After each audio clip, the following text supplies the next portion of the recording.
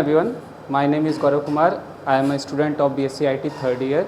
Currently, our JavaScript classes are going on, which is taught by Ram Lakhan sir, and he has given me a topic to present the presentation. My topic is JavaScript DOM. DOM, first of all, DOM stands for Document Object Model. Why DOM is required?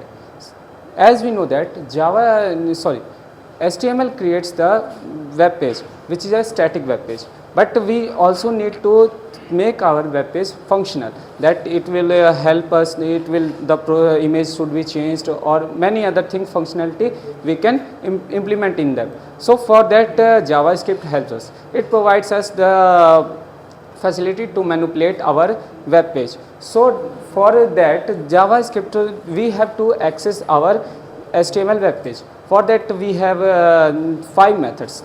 First one is get element by ID. Get element by ID. The second is same as by class name. The third one is by tag name. The fourth one is by the simply name of the element, and the last one is query selector. Query selector. In query selector we have two things. The first one is the simple query selector, and the second one is query selector all. Now the difference between these two is, in the query selector we can pass anything, ID, class name, tag name, or simply name. But what query selector will do, it will select the top first thing. If suppose that if we pass in query selector the ID of the first, for example, the ID, my ID is img dot img, I have given the image 1 is my ID. So the query selector will select only the image of the ID. The first image which will render on our web page, it will select to them only. But what if we want to select all the images whose name is whose ID name is img1? If for that we have to use query selector all. What this will do, it will select all the images whichever present over there. So let's see the practical implementation of this.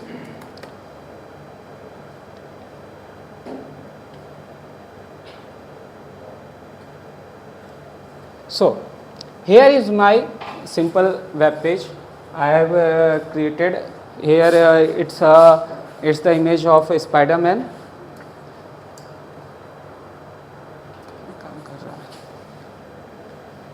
Here I have added about the images, and some of the other information I have added here.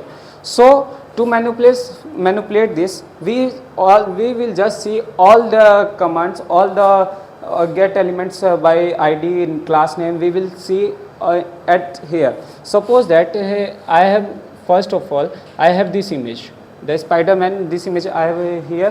What if we want to implement these all images in downside, the 3 images are also there, we want to put that image in 3 sections also. For that we will not go to change in the HTML, we will simply change in the JavaScript. So for that I have just accessed it.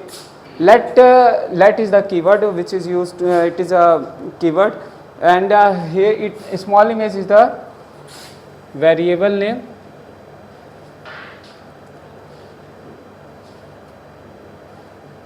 So here first of all I have used get element by class name.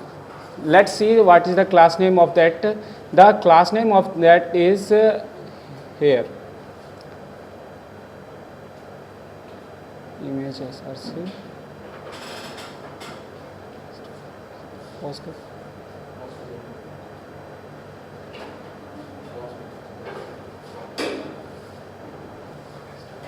So the first image src is here, img src, Spider-Man img png, and the ID is main image.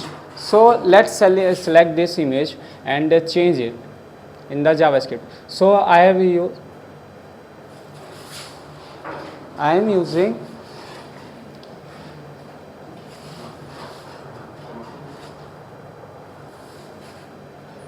so I am selecting that get element by id, sorry, class name, and see the output. For that I have used in all that control slash. Now see, all the images have now changed. So for that I have seen accessing the element through class name. Now the another method should be, let's change the heading of this. So here we can see I am simply doing this on console. So now let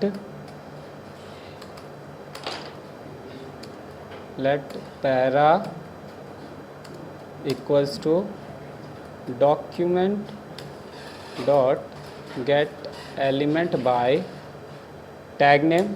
I am using that, and the tag name is paragraph.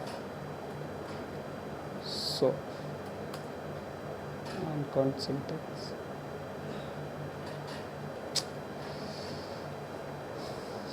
This para has been already declared, so I am changing its name as para 7. Now what we will see, para 7. So here we can see that the paragraph has returned a object file where many of the things are there. That is 0 is the paragraph name, and 1 is the description about that. Here we can see many things. Let's change something in this. So para dot inner HTML. Here we can see that how the HTML codes has been written. So by in this way we can also do for the tag. I have done for the class name and that tag name. In this way we can simply do for the ID also, and for the query selector and query selector also. That's all. Thank you.